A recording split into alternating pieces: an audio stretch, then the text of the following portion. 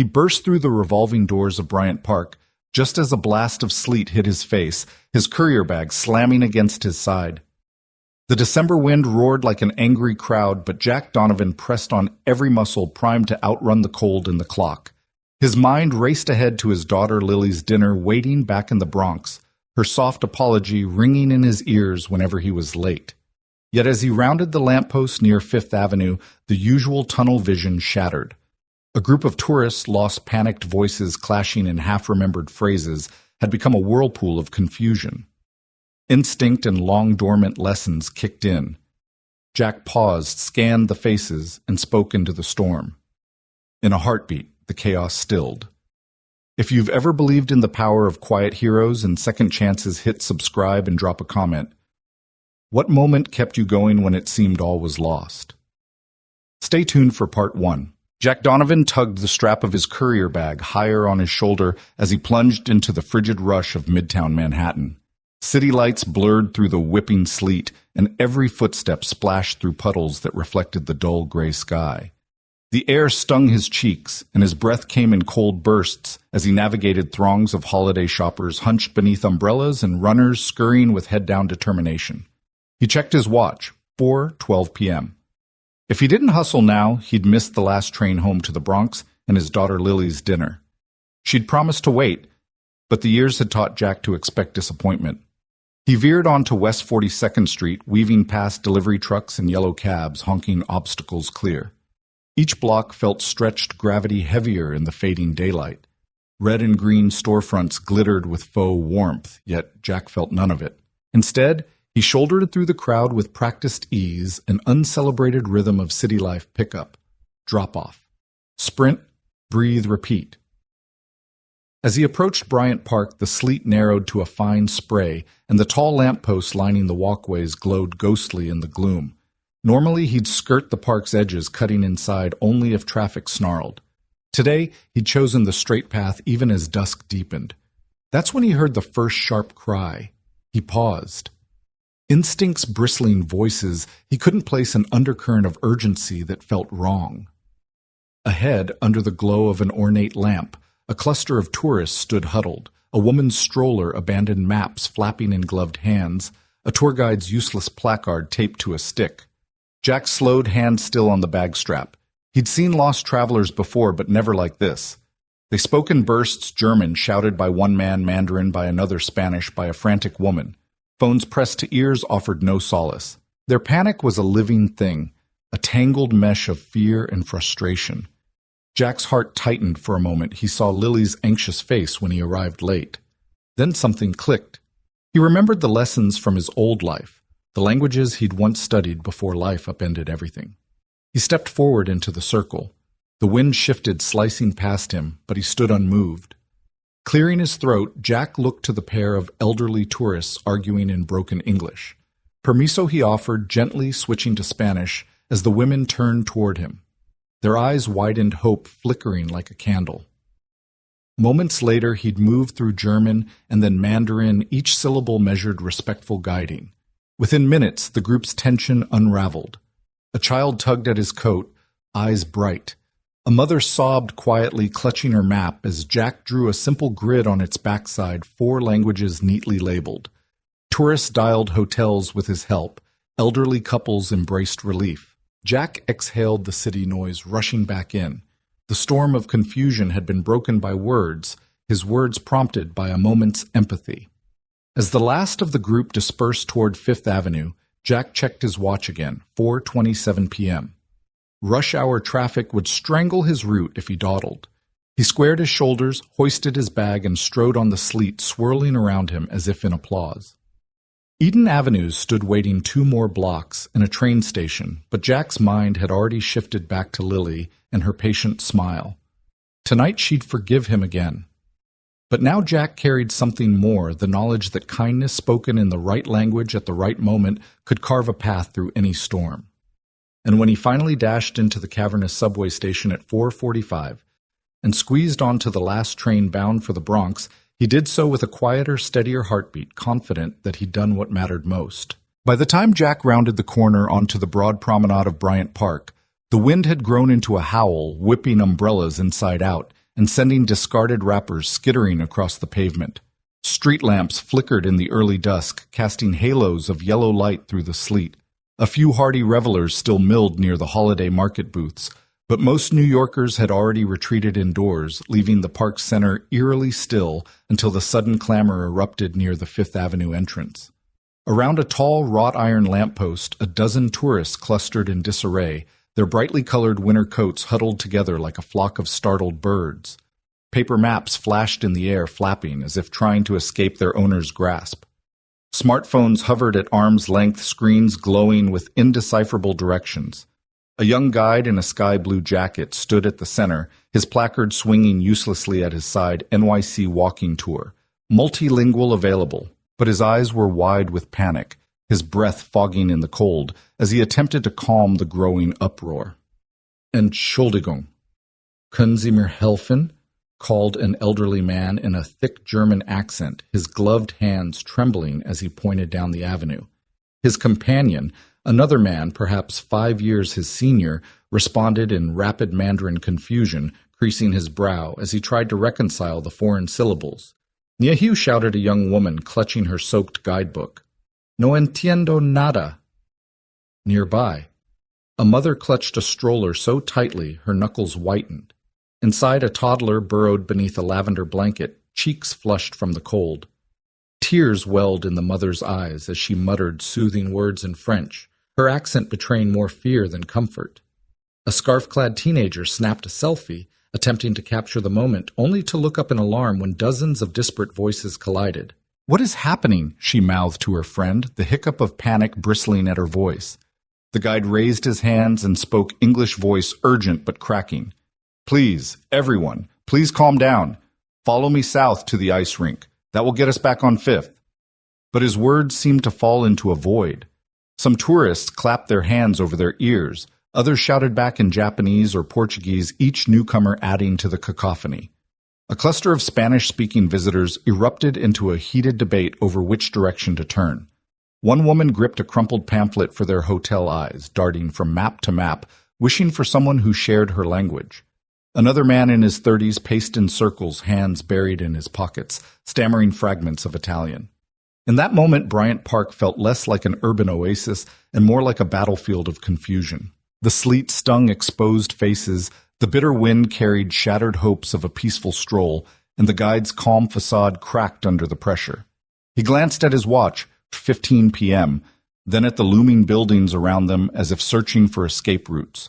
Pedestrians nearby skirted the scene with polite distance, crossing the lawn to avoid the tambourine of complaints. A couple reading paper cups snapped photos from a safe distance, live streaming the spectacle with breathless commentary. A security officer emerged from behind a food kiosk, his flashlight beam bouncing off the wet stone. He approached with cautious authority. "Excuse me, folks, can I help?" he called, voice almost lost amid the babel of tongues. The crowd only parted enough to stare suspicion flickering in their eyes as they tried to frame his uniform with any language they knew. A gust of wind tore 2 pages from a guide's laminated leaflet, sending them swirling like ghostly snowflakes across the pavement. People lunged to catch them, only to misinterpret the flapping rectangles as signals of danger. The guide turned in circles, chest-heaving sweat beading at his hairline despite the cold.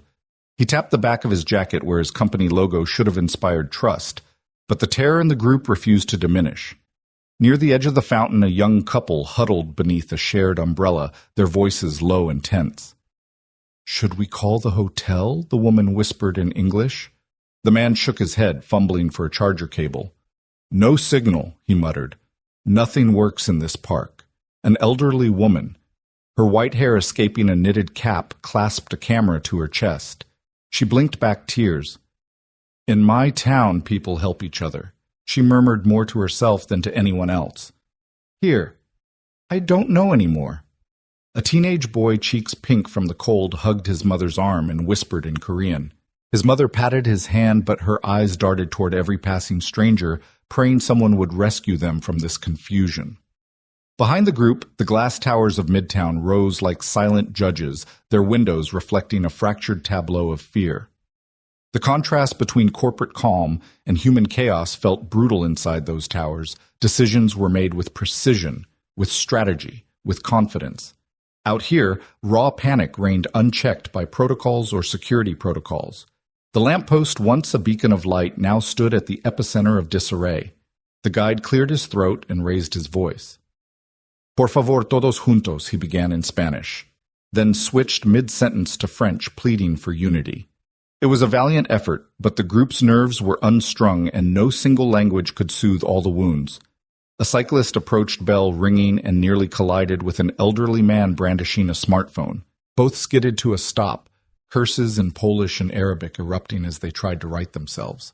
A toddler in a stroller shrieked with fright, and the mother lunged forward, rescuing her child from imaginary peril. At the core of this human tempest, the blue-jacketed guide finally dropped his sign and placed both hands on his head. He muttered an apology in English, then in Chinese, then in Portuguese, each rendering more desperate than the last.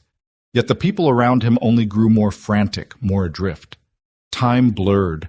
The streetlights blinked awake, and sleet became a fine chatter against the pavement. Frost formed on leather coats and silk scarves alike. Everyone had forgotten that they were in one of the world's most visited cities, so busy capturing moments on cameras they couldn't truly experience them. Lost in translation, they teetered on the edge of helplessness. In the space between collisions of sound, Jack Donovan stood just beyond the periphery courier bag, half unzipped. He watched the storm of confusion lips pressed into a thin line. He glanced back toward Fifth Avenue, a map of subway lines etched in his mind, but something stopped him, the raw ache of fear in a child's eyes, the frailty in an older couple's stance, the guide's resigned despair. Jack pulled his scarf tighter, shoulders braced against the wind. With one last look at the swirling crowd, he stepped forward, ready to speak the words they needed, even if he spoke them in 8 different languages. And in that charged moment, as the sleet continued to fall and the city seemed to hold its breath, Jack Donovan became the calm before the storm. Jack stopped a few paces from the lamppost, the rushing wind and sleet muted in his ears the moment he committed to help. He tugged his courier bag higher on his shoulder, drew in a steady breath, and waded into the circle of confusion. The elderly couple stood spine straight, their faces pinched with cold and worry. Jack offered a gentle nod, then spoke in warm, measured Spanish. Señores, quieren mi ayuda. ¿A dónde necesitan llegar? The grandmother blinked her eyes, filling with relief, as she recognized the familiar cadence. She clutched her husband's arm, then pointed shakily toward Fifth Avenue and 42nd Street. Jack smiled and repeated the direction: sigan por esa avenida 2 cuadras hacia el norte, luego giren a la derecha. Encontrarán la entrada del metro justo allí. He spoke slowly, enunciating every syllable so they could follow. The couple let out simultaneous gracias, their shoulders relaxing for the first time.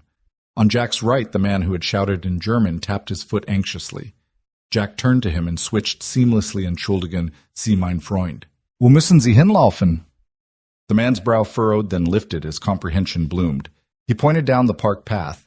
Jack offered a reassuring pat on the arm and repeated the instructions in German, softening his tone. Gehen Sie geradeaus, 2 Blöcke weiter, dann links. Die U-Bahn-Station ist gut ausgeschildert. The man exhaled audibly, then offered Jack a shaky thumbs up before heading off in the correct direction. A young tourist in a wool hat, overhearing Jack's German, leaned forward and asked a question in Mandarin. Jack pivoted again. Qing Wen Nan Yao Chunali. His Mandarin was deliberate, each character's pronunciation rounded with respect. The woman's eyes sparkled as she realized she could communicate. She asked for her hotel's name in Mandarin. Jack answered carefully and watched as her frown smoothed into a grateful smile. Meanwhile, the guide in the blue jacket attempted to regain control, but his stuttering English only added to the mayhem. Tourists from Portugal, Italy, and Japan all clamored for help. Jack's lips curved in a sympathetic half-smile. He reached into his pocket, extracted a pen and the battered tourist flyer he found at the cafe earlier, now damp, and corners curling, and sketched a simple map. He labeled each street in English and Spanish, then added German labels on the map's edge, followed by Chinese characters along the bottom. As he drew, he murmured directions in rapid succession. Spanish, German, Mandarin, each phrase a lifeline thrown to a flailing swimmer. A child no older than 6 tugged on his sleeve and whispered in English, "How do you speak all those languages?" Jack crouched so his eyes met hers. "A little bit of study, a lot of practice, and a lot of heart," he said gently. The child's eyes grew wide. "You're like a wizard," she declared with glee. Jack ruffled her hair and stood offering a small bow that sent laughter rippling through the group. In the space of 5 intense minutes, the tide had turned. Panic dissolved into cautious hope. A pair of tourists who had nearly collided in frustration now exchanged friendly directions thanks to Jack's translations.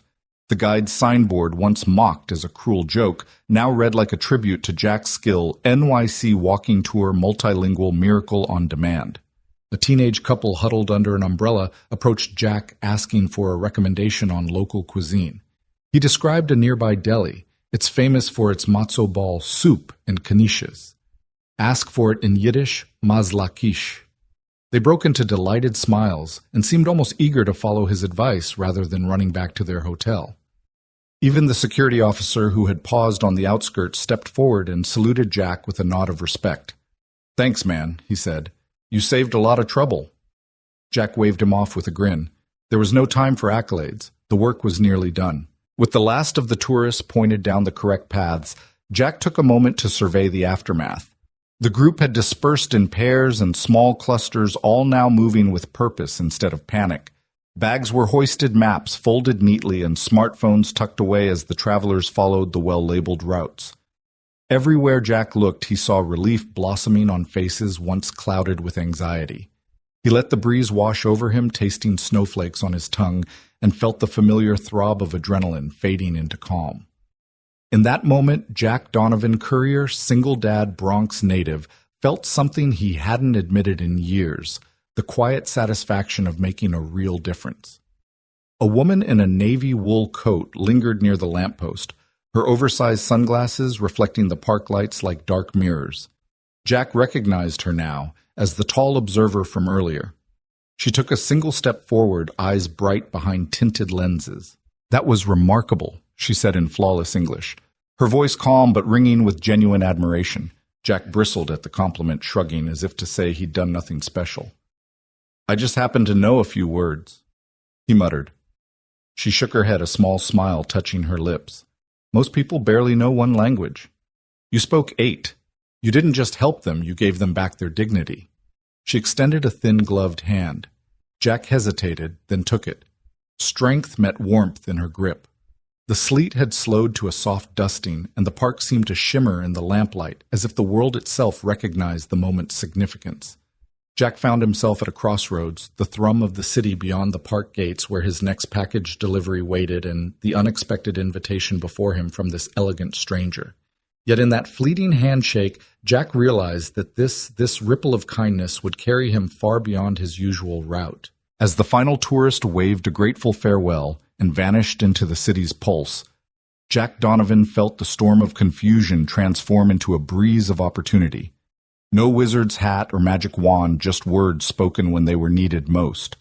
And as the woman watched him unseen by most but seen in that moment, Jack understood that sometimes the greatest miracles happen when we simply step forward and speak. Samantha Blake remained perfectly still at the edge of the park walkway, her posture the very definition of composed authority. The hem of her navy wool coat, tailored to skim her calves, swished against the slush as she shifted her weight from one stiletto heel to the other. Through oversized sunglasses, she watched Jack Donovan move among the disoriented tourists, his every gesture measured, unhurried. He spoke languages like turning a key in a lock: Spanish, German, Mandarin, freeing the trapped voices of men and women who had thought themselves forever stranded. She inhaled deeply, the crisp air filling her lungs with the raw electricity of Manhattan in winter. Around her, Bryant Park's festival lights glowed through the haze, a promise of holiday cheer. Beneath her feet, the cobblestones were slick with sleet that had turned to ice. She had come here on a whim, escaping the suffocating calm of her high-rise office, where numbers ruled and human nuance was often an afterthought. But what she had witnessed tonight felt more strategic than any boardroom play, the way Jack glanced toward the elderly couple to gauge their understanding, the gentleness in his voice when translating for the flustered guide, the surprising ease with which he bridged cultural chasms. She adjusted the bag slung over her shoulder, grateful for its warmth. Beneath her coat, she wore a cashmere sweater and tailored trousers, clothes chosen carefully. No lipstick smudges, no hair out of place. As CEO of Morrow Global Technologies, she spent her days choreographing mergers, realigning brand identities, negotiating billions in investment capital. She stood on the shoulders of diplomats and financiers, an heir to ambition as much as to legacy. Her father had taught her that efficiency was the highest form of power. Yet here in this collision of languages and raw human need, she felt the limits of strategy crack open. Her assistant's voice buzzed in her earpiece. "Ma'am, the board is asking for your presence on the conference call in 10 minutes. They need updates on the Southeast Asia merger." Samantha pressed a finger to the earpiece, forcing herself to breathe through the sudden tension. "Tell them I'll join in a moment," she said, voice controlled but soft enough not to startle Jack from his task. The assistant hesitated, then fell silent. Samantha closed her eyes briefly, letting the park's hush settle around her before reopening them. Jack released the last of the tourists with a final nod, then paused at the edge of the clearing, hands tucked into his coat pockets. He surveyed the park as though waiting for someone or something to acknowledge his work. Samantha saw the tension in his shoulders ease the same way her own had during her first billion-dollar deal when the ink finally dried on the dotted line, a heady mix of exhaustion and triumph. She stepped forward, her coat swishing softly, and the click of her heels underscored each footfall like a metronome. She waited until Jack's gaze lifted to meet hers, then offered a smile so slight most would have missed it. Jack froze, then blinked and gave a polite nod. The tourists, now dispersed, faded into the park's perimeter. A security guard approached Jack with a puzzled expression, but Jack waved him off, following Samantha's gaze instead of retreating. Unaccustomed, though she was to commanding attention outside of her corporate sphere, Samantha realized how easily he deferred to her presence, an instinct cultivated in high-stakes environments where recognizing authority, spoken or unspoken, could mean the difference between success and failure. "Remarkable," she said, her voice low, yet carrying easily across the short distance. Jack's jaw tightened slightly, humility flashing in his eyes. "I just spoke the words they needed," he replied. His tone was modest, almost apologetic. Another contrast to the bluster of boardroom bravado she knew so well. She studied him, the cropped haircut that spoke of no-nonsense practicality, the creases at his eyes that hinted at laughter lines rather than lines of command. His delivery bag hung at an angle across his torso, the logo faded from months of wear. She wondered how many packages he'd carried that day, how many steps he'd taken, how many small moments he'd traded for the larger ones she orchestrated by phone and email. He was a man rooted in action, not strategy, in service, not status. She reached up and removed her sunglasses, tucking them into the lapel of her coat. The gathering dusk sharpened the angles of her face, high cheekbones, a strong jaw, eyes the color of rain-soaked slate. She watched Jack press a business card into his coat pocket, then turned to leave, slipping back into the city's pulse without a backward glance. Samantha realized that she'd understood nothing of efficiency until she'd seen simple kindness ripple through that crowd. Tonight, Jack had turned confusion into clarity faster than any algorithm or business process she'd ever devised. A sudden crackle in her earpiece jolted her back to her executive life. "Ma'am, they're waiting." She pressed a finger to her lips as an apology, then straightened her shoulders. Jack paused mid-step and looked back, eyebrows raised in quiet question. She offered him a polite nod, an unspoken promise that their paths would cross again, and then released a breath she hadn't realized she was holding. "Thank you," she said. Her voice held a sincerity that surprised her. Jack inclined his head. "Just doing what I can," he said, words that echoed more than strategy ever could. Samantha watched him disappear into the swirling sleet and the blur of holiday lights, feeling the tingle of something she rarely named humility. In boardrooms, you measured success in profit margins and market share. Real change, she now understood, thrived in simple human moments. With one last glance at the spot where Jack had stood, Samantha turned and stepped onto Fifth Avenue. The wind tugged her coat and tousled her hair as she hailed a black sedan waiting at the curb. The driver opened her door with seamless deference. Samantha slid inside the leather seat, cool against her coat. As the car pulled away, she pressed her palm to the glass eyes, following Jack's path until he slipped from view. In that silence between engine and exhaust, she felt a new strategy forming, a plan not built on spreadsheets, but on human connection. She tapped her tablet as the city lights blurred past. Already she drafted a note: find Jack Donovan, learn his background, speak to him about Translation Summit. It was a departure from her usual to-do lists. Tonight, the metrics she'd chase would be measured in lives touched, not dollars gained. Behind her, Bryant Park's lampposts flickered off one by one, leaving only the hum of distant traffic. Samantha closed her eyes, leaning back against the seat. The board's demands, the mergers, the investor calls, all waited in the building she'd soon return to. But for a few precious moments in the hush after the storm of confusion, she allowed herself to hope for something more leadership infused with compassion, strategy guided by empathy, and the possibility that her own world, long ruled by deals and deadlines, might expand in ways she hadn't dared imagine. And in that soft exhale, Samantha Blake realized she would never command a room the same way again.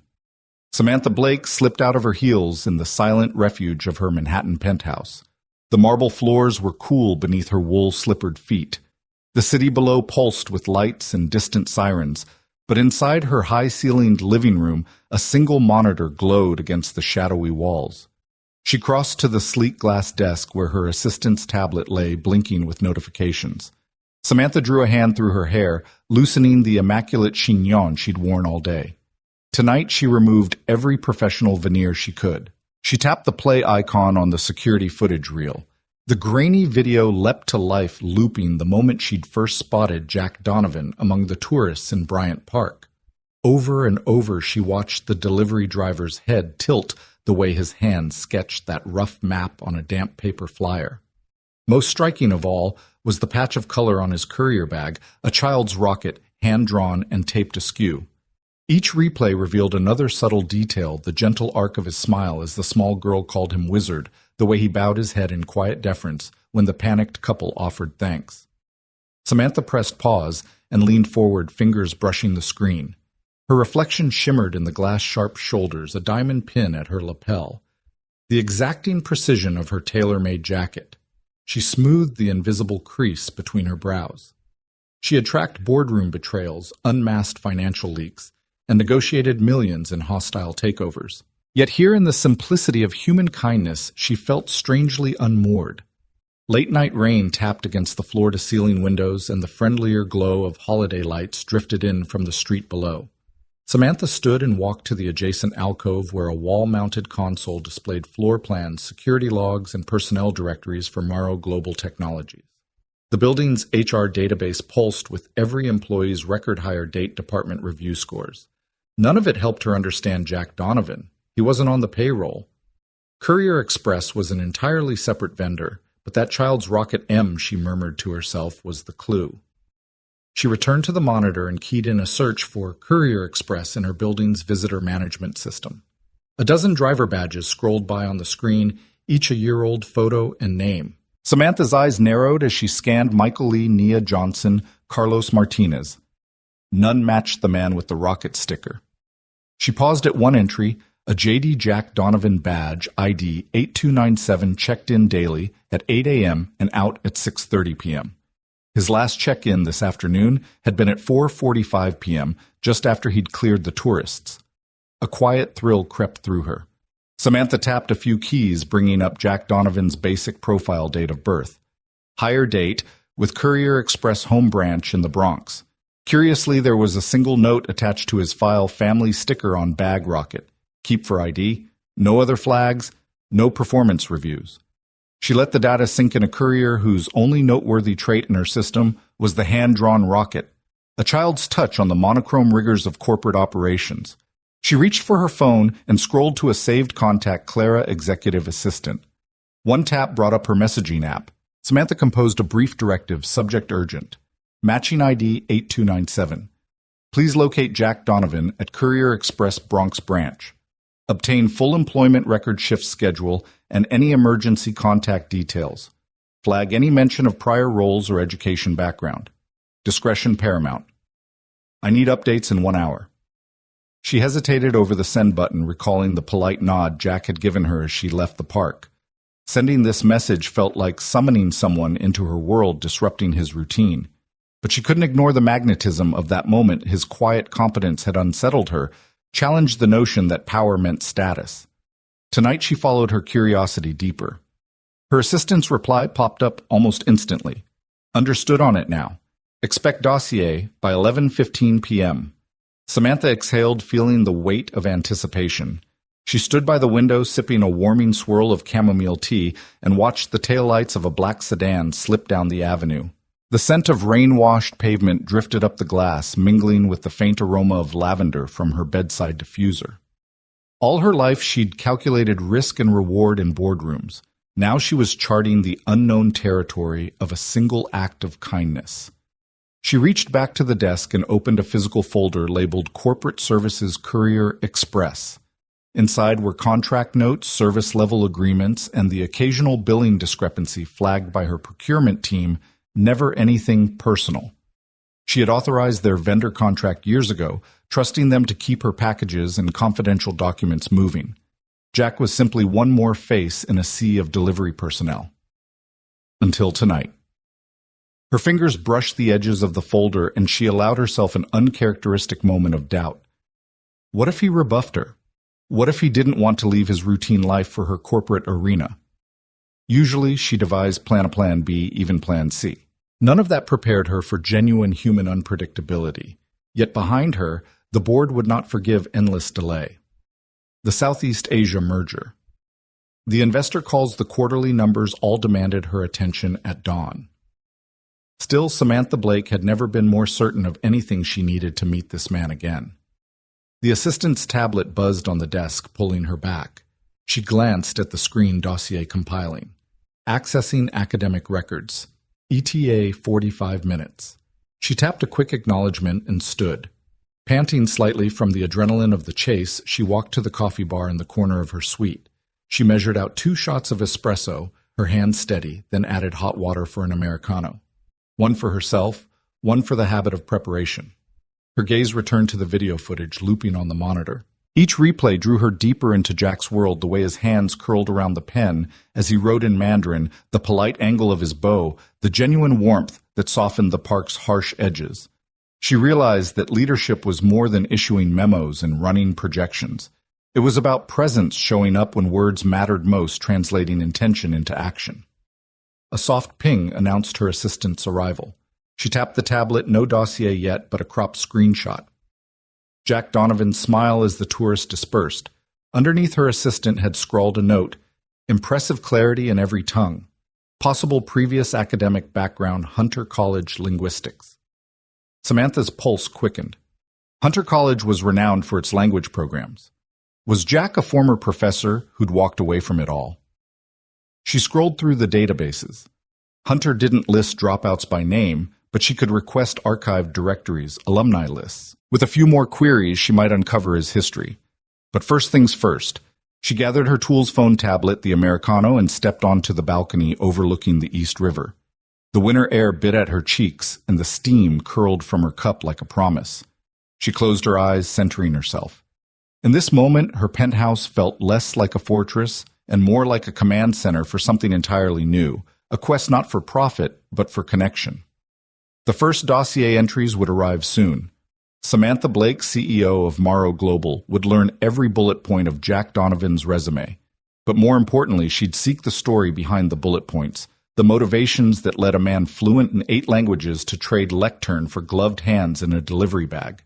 In the hush between skyscrapers, she allowed herself to hope she'd discover not just a consultant, but a kindred spirit who might remind her what it meant to speak and to be heard again. Jack nudged open the glass door of the corner cafe, the jingle of the bell announcing his arrival. He shook the sleet from his parka and breathed in the warm, coffee-scented air. The Bronx morning crowd bustled around him, students in hoodies, retired couples nursing newspapers, a barista calling out drink orders in rapid Spanish. Jack wove through mismatched tables to his usual spot by the window, where a steaming Americano and a small oatmeal muffin waited, courtesy of Mrs. Harris next door.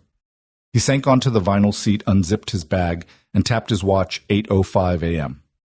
Plenty of time before his first drop-off. He took a thoughtful sip of coffee, letting the bitterness ground him when she appeared tall, composed, every inch the image of quiet power.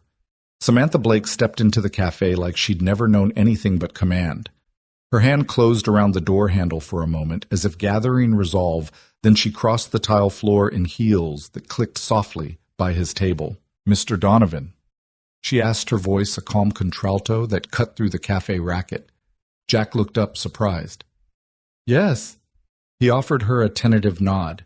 She gestured to the seat opposite him. "May I—" He said nothing, so she slid into the chair, setting a sleek tablet and leather portfolio on the table between them. Jack had expected follow-up questions about her security footage, perhaps a line of inquiry about his multilingual deafness. But Samantha didn't unfold a recorder or begin with credentials.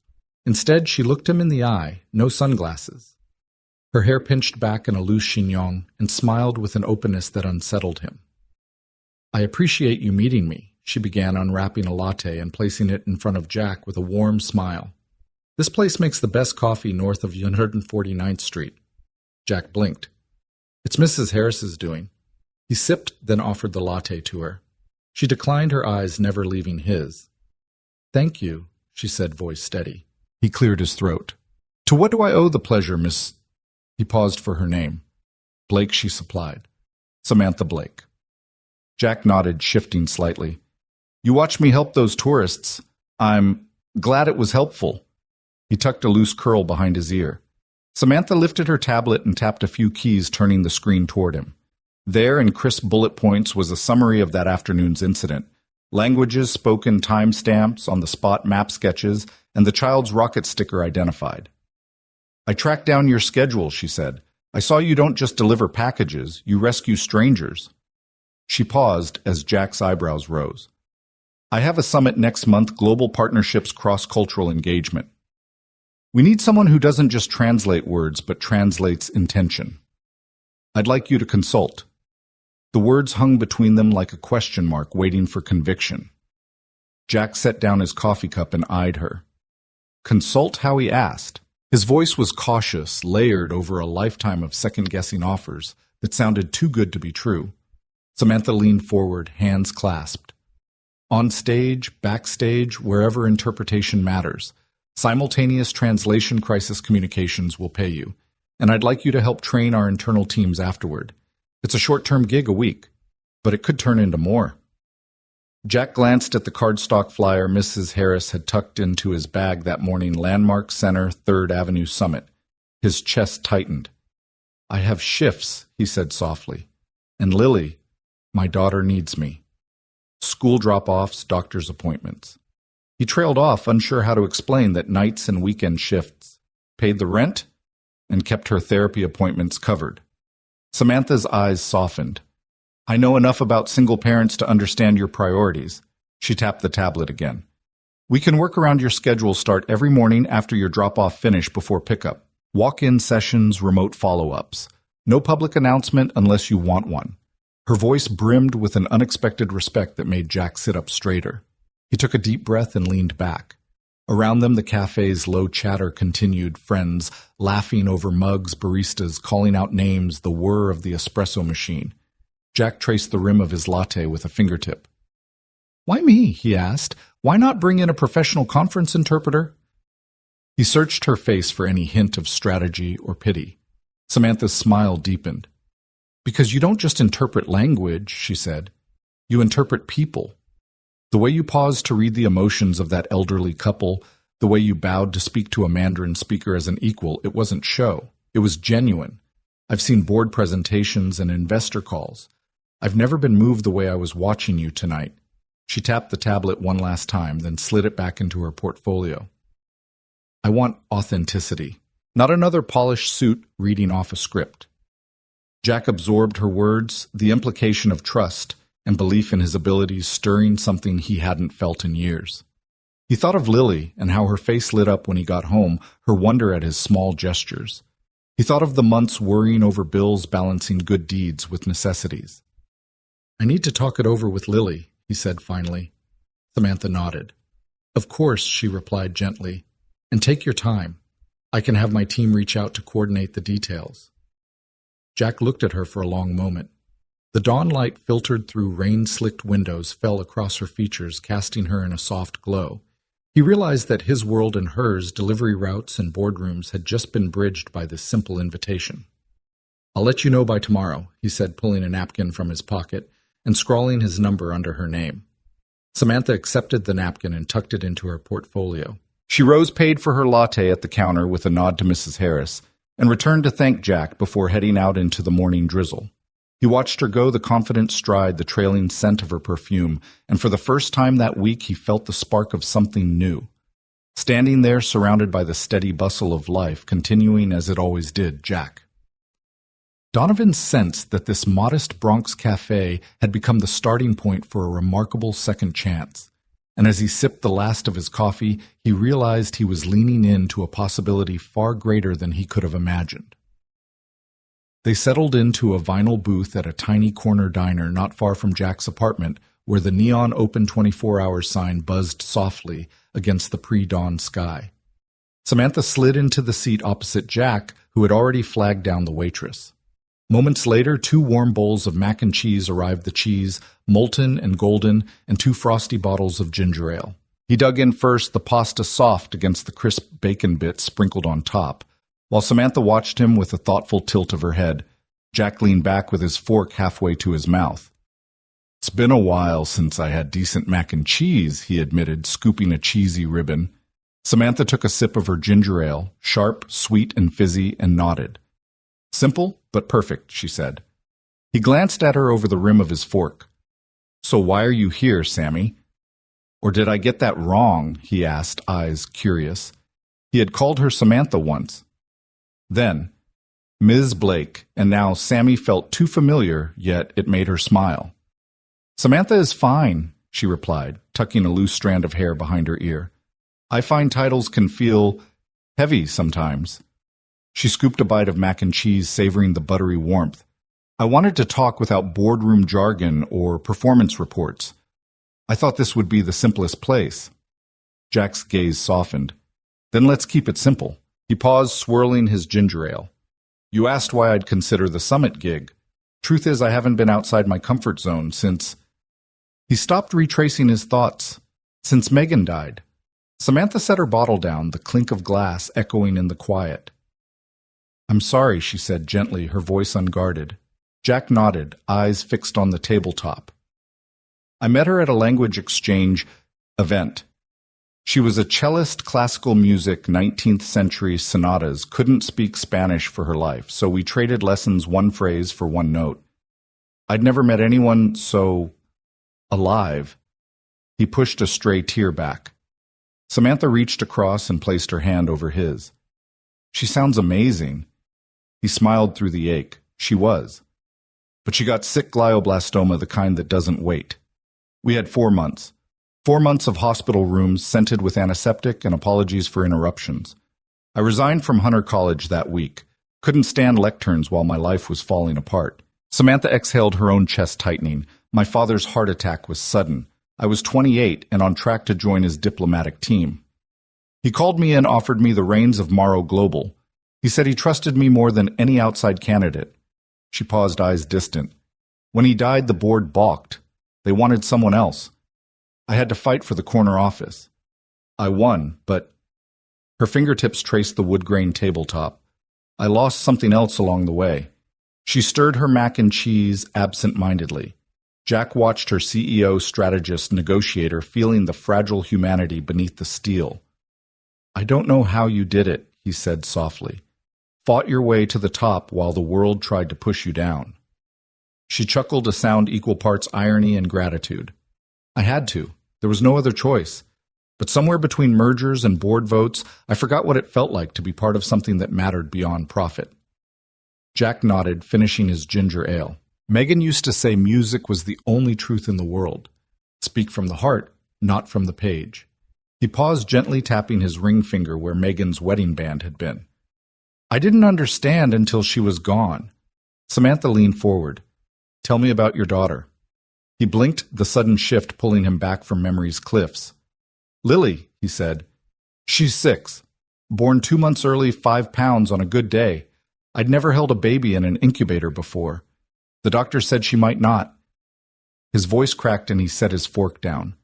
Samantha reached for both his hands. "She's a fighter," she said. "Just like her dad." His lips curved. "She is. She asked me once why helping people speak mattered so much. I told her words build bridges between hearts. She nodded, then went back to drawing rockets. Samantha's eyes misted. Rockets, huh? My niece's favorite, too. She paused. Listening to you now. I realize I've spent so long speaking in boardrooms that I forgot how to speak in living rooms. I forgot how to use my voice to comfort, not to command. Jack's voice was low but firm. You've got a hell of a voice. You should use it. Their eyes held across the table as the waitress cleared their empty bowls and offered more napkins. Steam traced the counter's edge, and somewhere a jukebox crackled to life with a blues riff. Outside, the last of the early morning crowd drifted by. Samantha smiled not just with gratitude, but with recognition. I came here to find a consultant, she said, but I think I found someone who reminds me what matters. Jack reached into his coat pocket, pulling out the worn Cruiser's Express badge and the faded map with smudged pencil lines. He laid them on the table. You asked why I'd do the summit. Because Lily needs stability, yes. But I need to feel useful again, not just busy. You and we both need something real. Samantha nodded, her hand hovering over the badge. I think we both found more than a consulting gig tonight. He leaned in, voice soft but steady. A second chance. They lapsed into a companionable silence, two souls bridging disparate worlds over mac and cheese and ginger ale, vulnerability knitting them together in ways no boardroom deal ever could. Jack stood off to the side of the gleaming stage at the Grand Intercontinental Summit Hall, shoulders squared beneath his charcoal blazer. He'd arrived early that morning, earlier than he'd ever been awake for a weekday shift to run through notes on accent subtleties and cultural cues. Now, as the last keynote speaker concluded, Samantha Blake gave him a brief nod, time to step into the fire. The lights dimmed and the announcer's voice echoed, Ladies and gentlemen, please welcome our panel of refugee entrepreneurs here to share their visions for rebuilding communities across the globe. A hush swept through the audience of executives, investors, and dignitaries as three figures appeared on stage, a Syrian woman draped in a patterned headscarf, a tall Ivorian man clutching a sleek tablet, and a soft-spoken Chinese engineer wearing a simple gray suit. Jack adjusted the discreet headset mic, tucked beneath his collar. He glanced at Samantha standing just a few feet behind him and offered a small, steadying smile. She returned it with a nod that conveyed trust, not instruction. Then stepping into the pool of light, Jack positioned himself slightly to the side so he wouldn't block the refugees, yet remained in view of the audience's monitors. The Syrian entrepreneur Amal al-Rashid cleared her throat. In Arabic, her words poured out, measured, laden with emotion, describing her vision to convert decommissioned shipping containers into mobile medical units for war-torn villages. Jack listened intently, his pen poised over his notebook. As she paused for breath, Jack's voice rose in calm English. Amal al-Rashid envisions mobile clinics built from shipping containers, bringing essential health care directly to families who have lost everything. She believes that by training local volunteers and equipping these units with solar power, they can ensure medical aid reaches remote areas day or night. A ripple of empathy spread across the audience. Jack's tone captured the gravity of Amal's loss and the fierce hope in her solution. He respected the original rhythm of her Arabic matching its cadence in English, while preserving her dignified pauses. Next, Dr. Ivan Petrov stepped forward in Russian, his accent tinged with regret and determination. He described his initiative to create solar-powered internet hubs in remote Siberian regions, empowering children to access education and families to connect with distant relatives. Jack switched seamlessly to fluent Russian voice, softening at the plight of children trudging through snow for a single textbook, then flipped to English. For the remainder, Dr. Petrov's solar hubs will deliver connectivity to villages that have never known broadband bridging both physical and digital distances. His goal is to foster new educational opportunities and economic partnerships, all through the power of shared knowledge. The audience leaned in. Jack sensed the room's shift curiosity bloom into respect. He stepped back just enough to let the next speaker take prominence. Xiaoling Wu approached the podium and spoke in Mandarin about her plan to repurpose textile waste into affordable, reusable construction panels for low-income housing in China's industrial cities. Every phrase was precise, underscored by a passion for environmental sustainability and community resilience. Jack allowed her Mandarin words to hang for a moment before translating into English. Xiaoling Wu sees discarded fabrics as raw materials for change. By compressing and treating textile scraps with eco-friendly resins, her panels can be assembled into durable, energy-efficient homes. This not only reduces landfill waste, but also provides dignified shelter for factory workers and their families. He paused, letting the significant sink-in waste to home fabric to future. The audience absorbed the triad of stories united by Jack's empathetic relay. As the three entrepreneurs stepped aside, the room remained silent, the only sound the soft hum of projectors and the distant clink of glasses from the side tables. Jack felt his heart pound, not from fear but from the weight of responsibility transforming silent foreign words into resonant English truths. He exhaled slowly, then stepped away from the podium, allowing the panel moderator to guide the conversation forward. Morgan Lee, a well-known venture capitalist, took the mic. He asked the panel about funding challenges. Jack shifted back into interpreter mode, translating the moderator's question into Arabic, Russian, then Mandarin, each with respectful intonation. When the entrepreneurs answered, Jack relayed their strategic insights. Microgrants for community stakeholders, public-private partnerships for solar infrastructure, and seed funding tied to environmental impact metrics. Every nuance, every subtle shift in tone, he carried across languages with fidelity. During the Q&A, an executive from Dubai raised a hand. Amal, how will you navigate security risks in conflict zones? Jack translated the question into Arabic. Amal responded with careful candor, outlining her protocols for local liaison remote monitoring and volunteer safety training. Jack mirrored her measured restraint, ensuring that her English translation conveyed both caution and conviction. A hush followed. Jack closed his eyes briefly, feeling the gentle surge of connection, not just between speakers and listeners, but between cultures. The summit's exhibit halls, once sterile arenas for PowerPoint champions, now felt like a living forum for human futures. When the final question concluded, Jack stepped forward again. Samantha joined him on stage, placing a supportive hand on his shoulder. The room erupted in applause, a standing ovation that shook benches and echoed against high ceilings. Jack felt heat rise in his cheeks, and he bowed slightly, grateful for the recognition, but reminding himself that the applause belonged to the entrepreneurs whose voices he had amplified. Samantha raised her arms, gestures concise and commanding, and thanked the audience for embracing the panel's vision. She then turned to Jack, handing him a single rose from a nearby arrangement, a token of gratitude in the midst of corporate rigor. Jack accepted it, stepping into Samantha's extended shadow as they exited the stage. Backstage, as the applause faded, Jack's legs trembled slightly. He pressed a hand to his chest where the necklace his wife had given him once nestled against his heart. Samantha appeared at his side, her expression a mixture of pride and relief. "You were phenomenal," she said quietly, voice unguarded. "You made every word matter." Jack simply nodded, still absorbing the magnitude of what had just transpired. The summit had been his trial by fire, and his fire had forged bridges tonight. They walked through the labyrinth of black curtains and equipment cases, the chatter of technicians and assistants filling the air. Jack paused by a folding chair and sat wiping sweat from his brow. Nearby volunteers distributed bottled water and congratulated the panelists. Jack found himself smiling not from triumph, but from the raw human energy that pulsed through the building.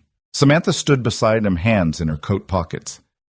"This changes everything," she said.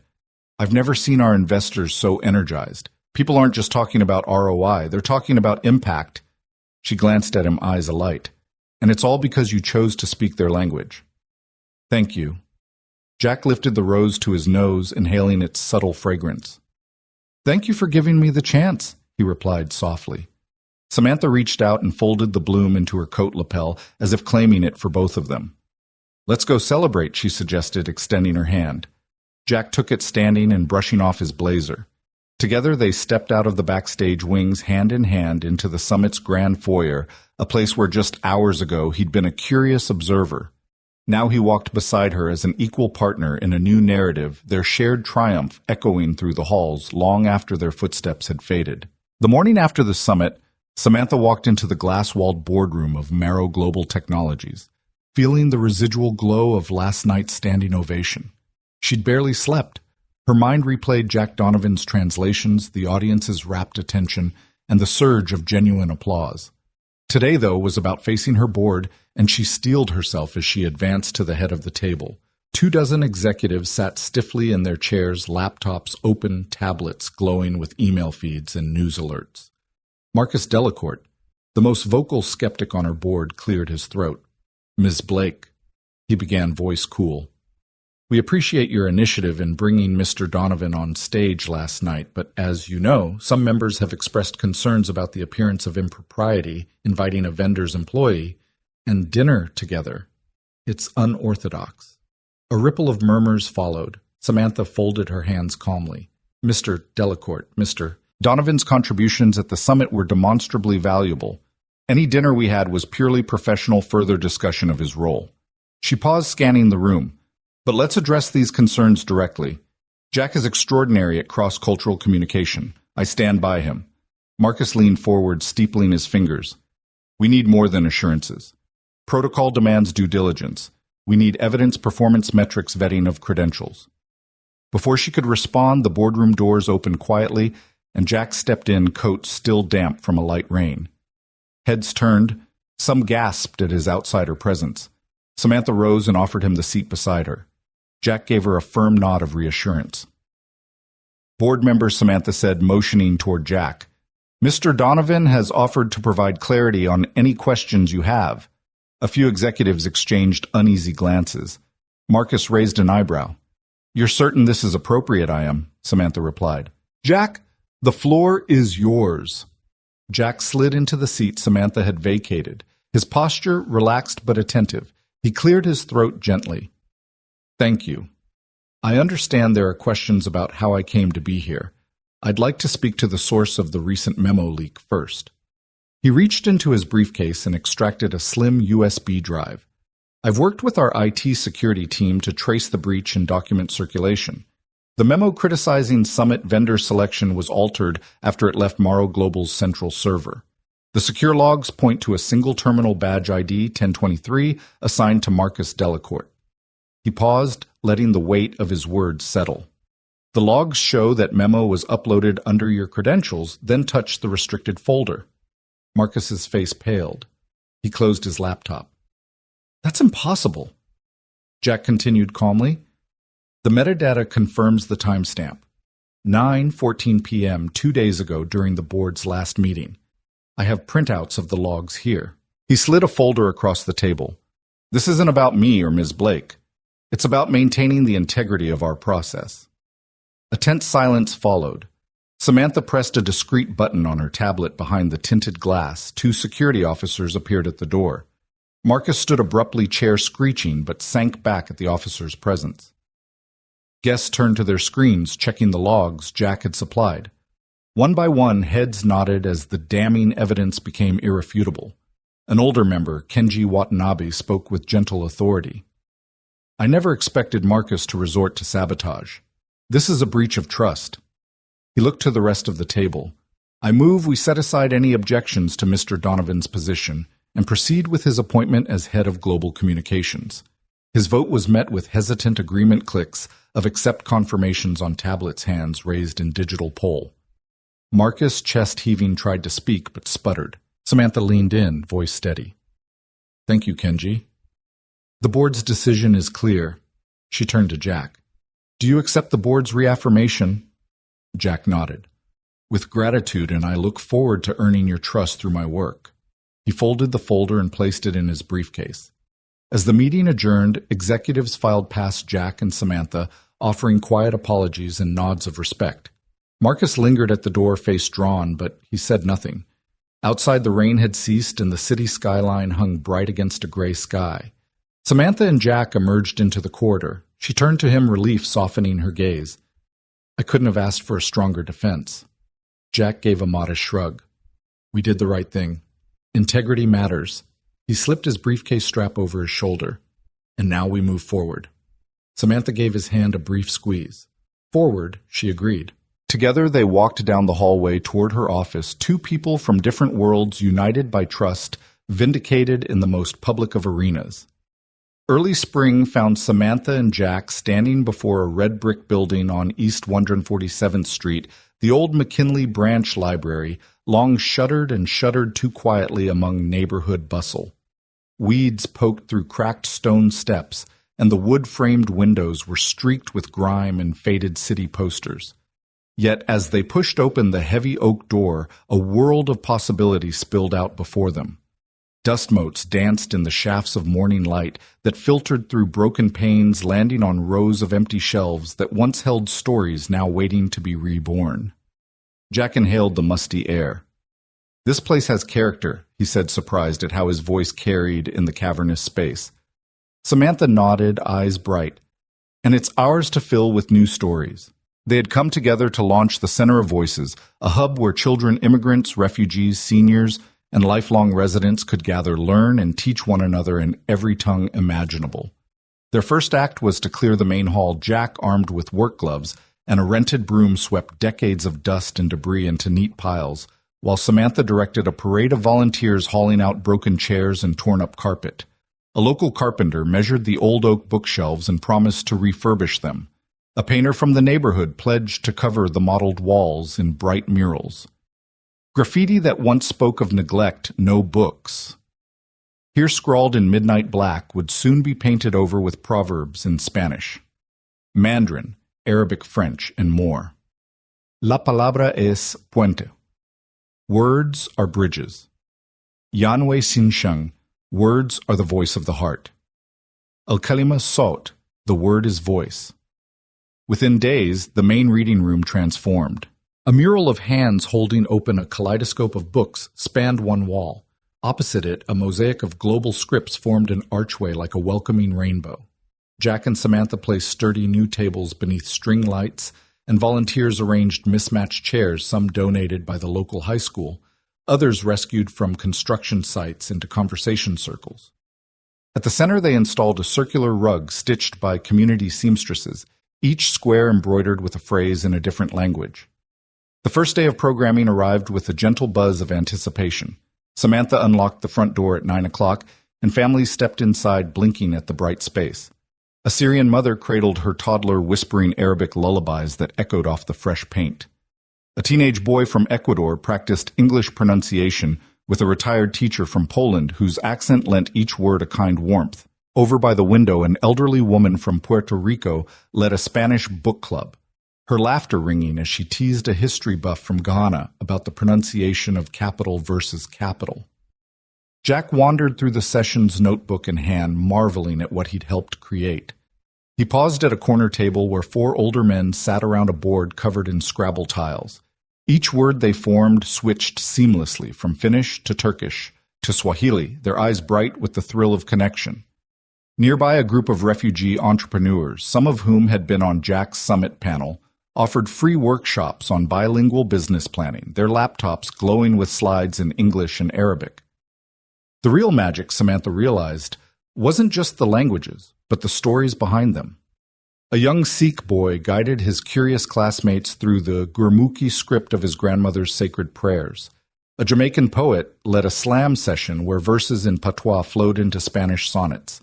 Everywhere laughter mingled with translation, and every pause became an invitation to ask, "How do you say?" During the lunch hour, Samantha and Jack shared a simple meal of arepas and samosas provided by local food vendors. They ate on the refurbished reading room steps, their cheeks flushed from excitement. "I didn't know this place could feel so alive," Samantha said, eyes shining. Jack nodded, finishing his arepa. "It's like the building was waiting for us." At 2 o'clock, the official ribbon-cutting ceremony began. Community leaders, council members, and even a few former library patrons gathered at the entrance. Samantha gave a short speech, voice steady, yet brimming with emotion. The Center of Voices isn't just about language. It's about listening and understanding. Here, every word matters. Every voice counts. She handed the oversized scissors to Jack, who hesitated only a moment before snipping the burgundy ribbon. Applause erupted, echoing down the reopened corridors. The celebration spilled back inside. Children raced through the aisles, their giggles weaving around the volunteers who guided them in scavenger hunts for books in unfamiliar alphabets. Jack escorted Lily, now recovered, and full of mischief through an arts and crafts corner where participants painted bookmarks decorated with their own hand-drawn rockets and rockets etched with Chinese characters. Samantha watched as the little girl waved her creation proudly, and she felt a surge of gratitude for the path that had led them here. As evening fell, the center dimmed its lights and flicked on a few lamps, creating cozy nooks where language classes continued under lantern glow. Jack and Samantha lingered by the door, watching families depart with tote bags brimming with novels, word charts, and fresh hope. A group of volunteers hugged each other goodnight, promising to return at dawn to prepare for tomorrow's poetry workshop. Jack turned to Samantha, a soft smile on his face. "We did it," he murmured. She nodded, her eyes reflecting the warm lamplight. "We did." Behind them, the center of voices stood proud, its walls alive with color, its halls echoing with laughter and conversation. It was more than a reclaimed library. It was a living testament to the power of language to heal, to teach, and to unite.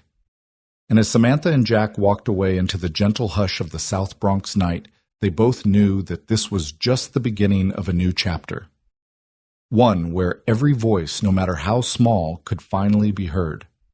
Saturday dawned crisp and golden, the kind of morning that seemed to promise anything was possible. Samantha pulled on her boots and wrapped a scarf around her neck before stepping into the kitchen where the smell of brewing coffee mingled with the faint hint of maple syrup. Jack was already there, balancing Lily on his hip as he flipped pancakes on the griddle. "Easy on the batter," Samantha teased, handing him a plate. Lily, her hair in pigtails, giggled and held out a tiny spatula as if it were a trophy. "I help?" she asked, eyes bright. By mid-morning, the trio was weaving through the stalls of the South Bronx Farmers Market. Jack carried Lily on his shoulders, her small hands gripping his forehead for balance, while Samantha strolled beside them, with a wicker basket looped over her arm. The market vibrated with life vendors called out over piles of ruby-red strawberries and baskets of heirloom tomatoes. The scent of fresh-baked bread drifted from one tent, mingling with the earthy perfume of honeycomb and the tang of pressed apple cider. Their first stop was the pancake booth, where a lanky teen in a flour-dusted apron served stacks of fluffy golden cakes. Jack lifted Lily down and scooped her onto a stool, her little legs dangling as she surveyed the array of toppings. Samantha ordered 3 pancakes, selecting extra maple syrup and a side of whipped cream. Lily's eyes widened when the vendor brought out a jar of wild blueberry jam. "Can I have a taste?" she asked. The vendor handed her a small wooden spoon. Lily dipped it into the jam and popped a dollop into her mouth, then grinned at Jack. "Blueberry rocket," she declared, holding up her sticky spoon. Jack laughed and wiped her chin with a napkin, smudging a smudge of blueberry across her cheek. Next they wandered toward the honey stand where hives of glass jars sparkled like amber jewels in the morning light. Samantha sampled a spoonful of cinnamon-infused honey, the spice warming her tongue. Jack chatted with the beekeeper about seasonal harvests while Lily darted between jars, marveling at each one.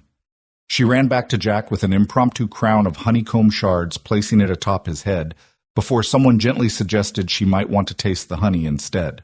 Jack indulged her, letting her dip her finger into a jar of creamed honey and guiding her hand back to his mouth so they could share the sweetness. They drifted past a stall laden with farm-fresh eggs, where the old farmer demonstrated how to balance an egg on its end. He invited Lily to try. She concentrated so intensely that Samantha and Jack held their breaths, then cheered when the egg teetered long enough to stand upright for a moment. Lily beamed, then hopped down to give the farmer a high five, her small hand sticky with yolk. Their basket began to fill a loaf of country sourdough, a wedge of sheep's milk cheese wrapped in wax paper jars of peach preserves and tangy cherry jam. Samantha paused by a stall selling fresh flowers and picked up a bunch of daffodils. "For the kitchen," she said, breathing in their bright scent. Jack offered to carry them, but Samantha tucked them into her jacket, the yellow blooms peeking above her pocket like the first signs of spring. They made their way to a corner where a group of musicians had set up 2 guitarists and a violinist. The melody drifted through the market, soft and lilting, a perfect soundtrack for their morning. Lily tapped her foot in rhythm and then began to dance, her pigtails bouncing. Samantha filmed her daughter on her phone, and Jack watched with the quiet pride of a parent who knows this is exactly where he wants to be. As the market wound down, they found a sunlit patch of sidewalk near the entrance and spread out a checkered blanket. Jack unpacked the treasure's cheese and bread for Samantha, jam-topped pancakes for Lily, an extra bottle of ginger ale for himself. They shared the meal in companionable silence, only the murmur of departing vendors and the distant hum of the city for company. Samantha dipped a piece of bread into the cheese and passed it to Jack. "Perfect pairing," she said. He smiled and replied, "Only the best for my team." Lily, her face animated with that sticky-cheeked innocence only a child can carry, offered each of them a taste of her peach-preserved pink rocket jam, she called it. They took turns licking the spoons she offered each bite, eliciting exaggerated expressions of delight. A couple passing by stopped to watch, and Samantha caught Jack's eye. In that glance, they shared the same thought. This was the kind of happiness that didn't need a boardroom or summit. It needed only pancakes, jam, and each other. When the sun climbed higher, they packed up their basket and headed home. Lily perched happily on Jack's hip. Samantha carried the blanket, its corners drifting in the breeze, like a promise of many more mornings just like this. As they turned the corner toward their street, Lily stretched out her arms and asked, "Again next weekend?" Jack and Samantha exchanged a knowing smile. "Absolutely," Jack said, tucking her closer. Samantha reached for his hand, weaving their fingers together. And in that simple gesture, three souls forging a new rhythm against the city's relentless pace, they stitched together a tapestry of hope, belonging, and the gentle magic of rituals made sacred by love. Late spring air settled over the city as Jack stepped onto the rooftop terrace of Samantha's penthouse, the hum of traffic softened by distance, and the gentle glow of string lights overhead. The bulbs suspended on slender wires cast pools of warm light across the wooden planks beneath their feet. Below the skyline shimmered glass towers reflecting the last rays of sunset church steeples, standing sentinel over winding streets, the city's pulse visible in each illuminated window. Samantha was already there, seated on a plush outdoor love seat, two steaming mugs of chamomile tea resting on the low table in front of her. Jack paused a moment, savoring the hush. Nothing about this evening required anything more spectacular. No orchestrated speeches, no grand gestures. Here, high above the streets, all that mattered was being present two people who had weathered storms of loss of doubt, of corporate scrutiny, now carving out a simple moment of calm together. He crossed the terrace and sank beside Samantha, who offered him his tea without a word. He took a slow sip, the floral warmth unfurling in his chest like a balm.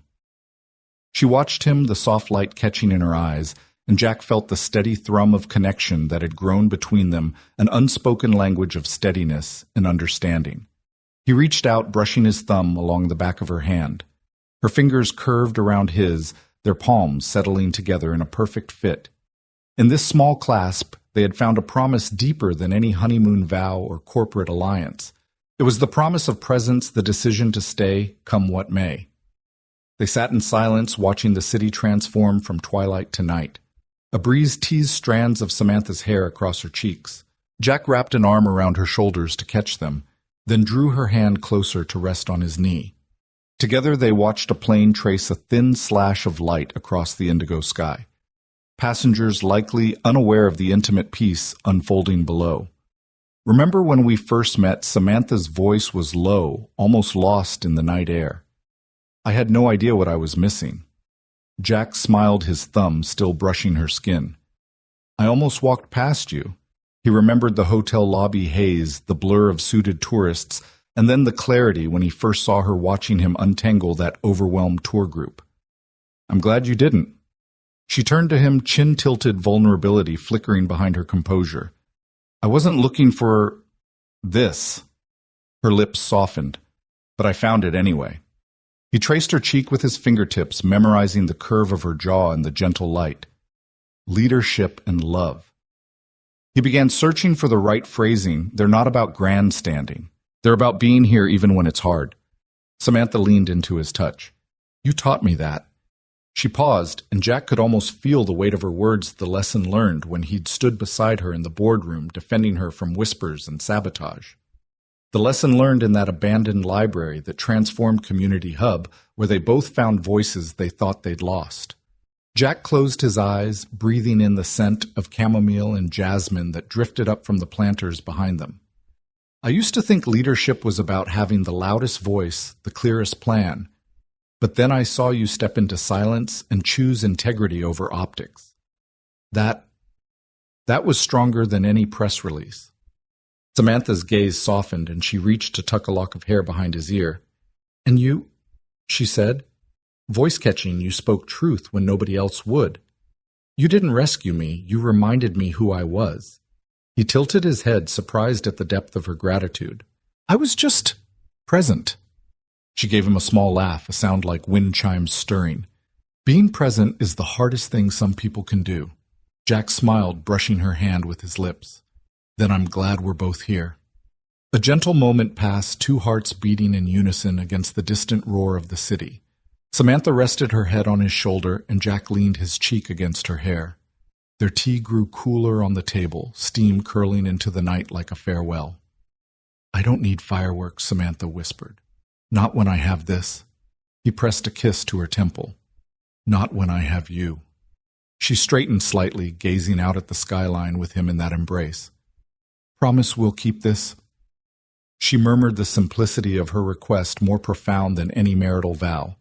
Promise we'll stay here together no matter how loud the world gets. Jack's heart tightened with both joy and solemnity.